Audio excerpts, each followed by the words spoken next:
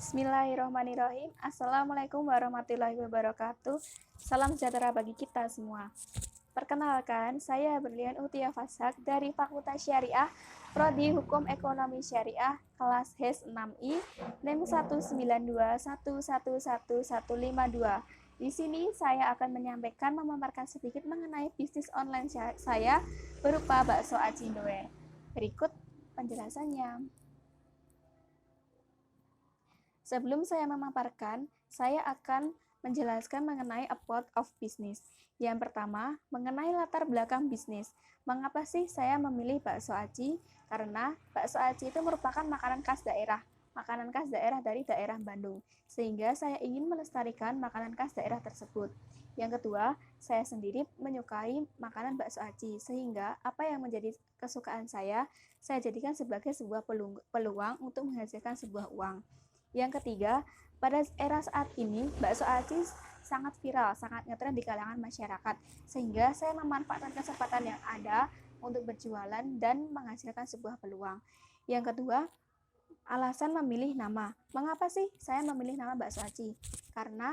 Mengapa sih saya memilih nama bakso aci Indowear? Karena bakso aci yang saya punya memiliki rasa yang pedas, namun tidak membuat perut menjadi mulas. Yang ketiga, mengenai logo produk. Berikut merupakan logo produk yang saya ambil.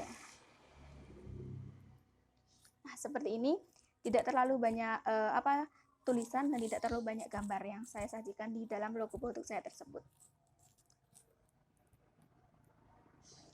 Baik, yang selanjutnya mengenai bisnis model kanvas. Dalam bisnis model kanvas sendiri itu terdapat 9 poin. Pada slide ini saya akan menjelaskan 4 poin terlebih dahulu.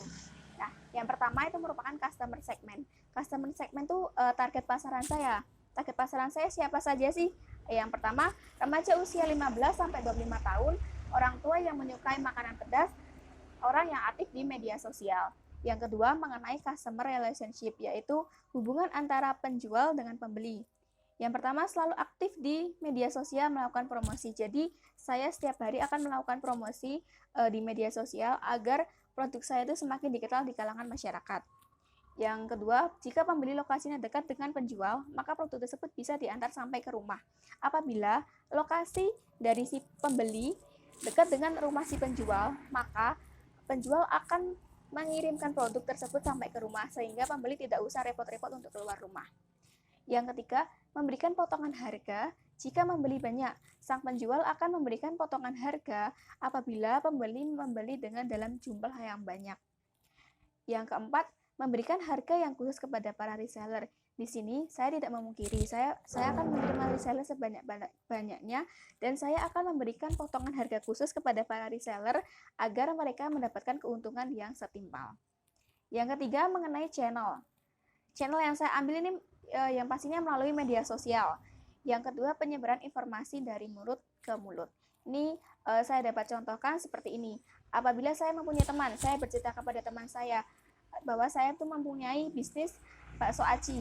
Lalu teman saya membeli produk tersebut kepada saya.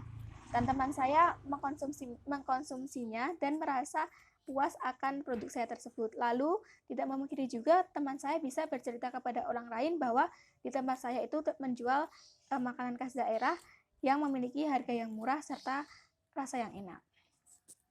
Yang selanjutnya mengenai value proposition. Merupakan makanan instan yang beraneka ragam dalam satu produk. Terdapat bakso aci, siomay, kerupuk, kacang pilus, jeruk. Jadi di dalam satu produk tersebut ada berbagai jenis macam makanan. Yang kedua, memiliki kemasan yang menarik dengan harga yang murah. Untuk bisnis kanvas selanjutnya akan saya jelaskan di slide selanjutnya. Baik, bisnis kanvas selanjutnya yaitu poin kelima, mengenai key activities. Bagaimana sih, apa saja sih aktivitas yang ada dalam bisnis saya? Yang pertama, mengenai stok bahan. Tentunya saya akan selalu mengecek stok bahan tersebut, pengecekan di tempat produksi, promo marketing, pemasaran, dan distribusi. Yang keenam, key resources. Key resources terdiri dari aset produksi, karyawan, modal usaha, alat transportasi, dan pengelola pemasaran. Yang ketujuh, mengenai key partner. Siapa saja sih partner dalam bisnis saya saat ini? saya memiliki partner berupa supplier, reseller, dan para dropshipper. Yang ke-8, cost struktur. Mengenai struktur pembiayaan apa saja yang saya butuhkan. Yang pertama, biaya produksi, biaya marketing, serta biaya tenaga kerja. Yang ke-9 atau yang terakhir mengenai revenue streams. Keuntungan penjualan berdasarkan pada reseller dan penjualan secara pribadi.